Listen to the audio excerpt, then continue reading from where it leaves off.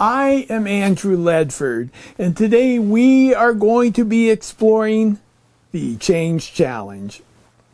This is an 8-series workshop or presentation, and it is about change because either people are trying to change something or change has found them.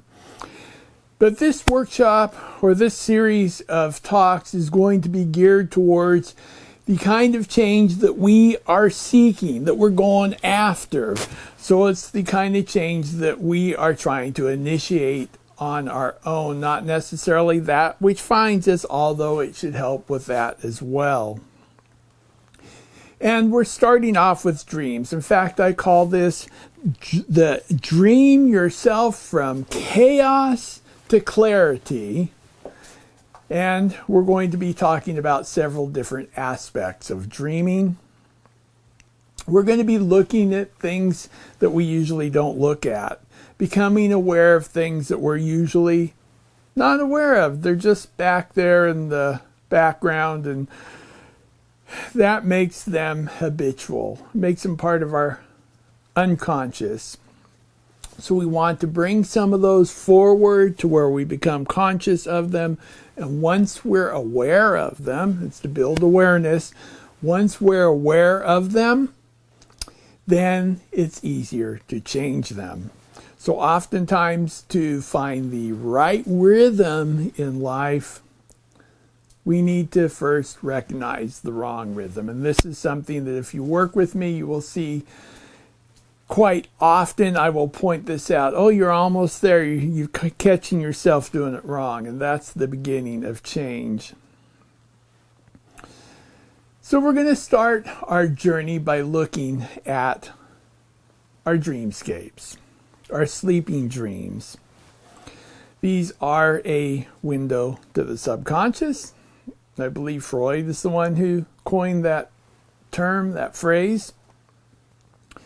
But people from before history have been interested in dreams, and there's a good reason for that. It's not just people that dream, but we can see dreaming in other animals as well.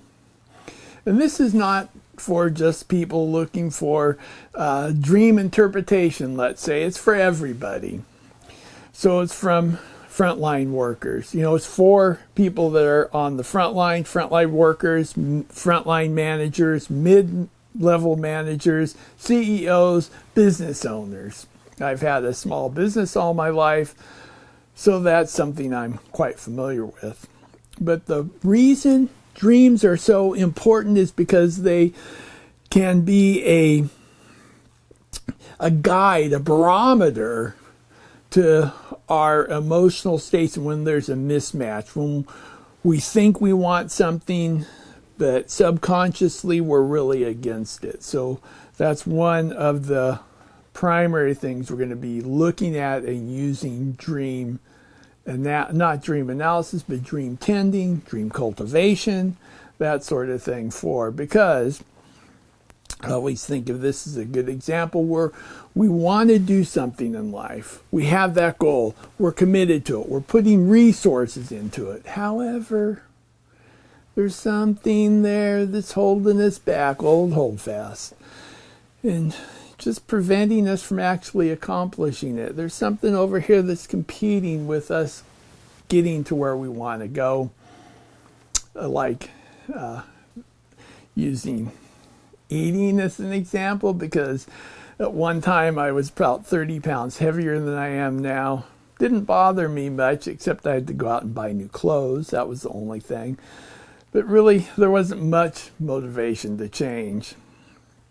Then one of my friends was diagnosed with pre-diabetes, and I thought, I'm going to start living and eating the way that would be best for her, just to kind of see how difficult it is, and kind of for moral support. And I lost about 30 pounds. So I know I love eating pie. I love sweets. I love high fattening food and carbohydrates. So So cutting those out in the beginning was very difficult. And I would have never done it if I did not have a higher mission, a higher purpose, something that would push me past that I want to eat. And now I've actually kind of transcended into a whole new eating pattern that now that is my habit. And people want me to go out and eat other stuff, and I just don't want to. I've changed a new level of normal, you could say. And if any of you know me well, you will have heard me talk about Edwards Deming. He was a statistician. He is probably best known for total quality control. The pre-runner, the what came before Six Sigma was the Deming system, the Shewhart system. And Deming would say that a system cannot know itself. And I think that we even see this with John Boyd. He said that you could not test a system using that system. You could test it, but you had to use a different system. And that is what our dreams are. Our dreams are our consultants, our dream consultant.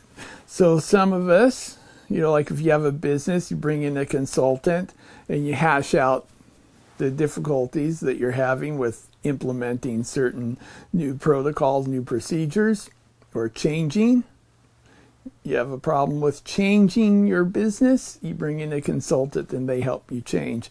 Well, at night we all get that. We have a dream consultant, and the dream consultant comes along and helps us work out our problems, helps us answer our questions, helps us forget the things that are no longer useful. And this is a very important part of dreaming, and we will touch on some of these things as we go forward. But again, one of the biggest things that we want to do with this part of the program is to develop an awareness of what our motivations are, what are our drives for our goals, our emotions, our interactions with other people, and do they match, do our waking realizations or waking reality to some extent match our dreaming reality? And then does that dreaming reality again relate to the waking?